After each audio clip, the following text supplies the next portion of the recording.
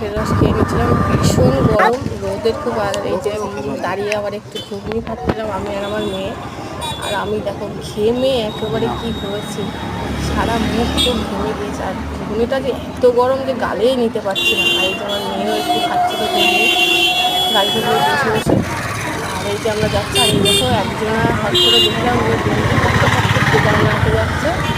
এই যে তাই আবার একটু তুলাম। আর এই যে চলে এসেছি কেক নিতে। এই যে কেক নিয়েছে একটা, কেকটা নিয়ে এবার তার মধ্যে আবার মেয়ে বললে একটু এই কেকটা নেবে, মেয়ের খুব পছন্দ। তো মেয়েকে বললাম ঠিক আছে, তোর বার্থডেতে আমরা এই কেকই দেবো, এই কেকটার ছবি তুলে রাখছি, তোকে এই কেকই এনে দেবো। এই যে কেকগুলো দেখো কত সুন্দর সুন্দর, দেখেই মনে হচ্ছে যে কিনি। আর এইদিকে একটু খাবার, এই যে আর এইখানে সব ছোটো ছোটো করা ছিল কেকগুলো, এইগুলো খুব সুন্দর। এই দেখো মালাই কেক।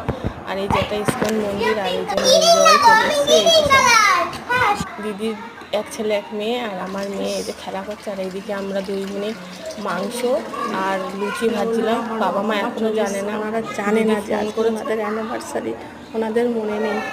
আমি এখন দেখো ওনাদের রিয়াকশানটা কী হয়। আর আমি এসছি, ওনারা তাও জানে না। দেখো এই দেখো দিদি ফোন করে বলেছে আমার খুব শরীর খারাপ, তোমরা তাড়াতাড়ি আসো।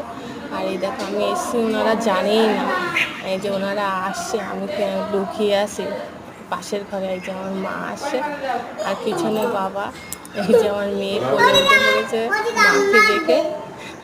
আর এই যে মাদের অ্যানিভার্সারি কিছুই করতে পারিনি, এইটুকুনি করলাম যাতে বাবা মা অনেক খুশি হয়। কারণ যতটুকু সামর্থ্য, আর আমি গাড়িতে নিয়ে যাইনি কারণ বাবা মা না জানিয়ে কিছু করলে সেটার মজা একটা আলাদা। আমার বাবা দেখো সে মানে ছুরিটাই করে সে কাঠের ওদেরকে কেক খাইয়ে দিচ্ছে। আর এই যে আমার মেয়ে আবার একটু দিদুনকে দিচ্ছে, দিদুন বলছে না দাদু খেতে,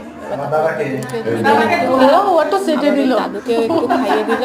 আর সে মানে কেক এই তিনজনা মিলে খাওয়ার জন্য কি করছে, ওরাই তারপরে সে মানে সঙ্গে সঙ্গে সে ভাগযোগ হয়ে গেল। মানে সে ওরা খাওয়ার জন্যই খুব ব্যস্ত হয়ে গেছে, এই জন্য কেকটা সঙ্গে সঙ্গে কেটে আর ছবি তুলে করতে পারে না। যে বাবা আবার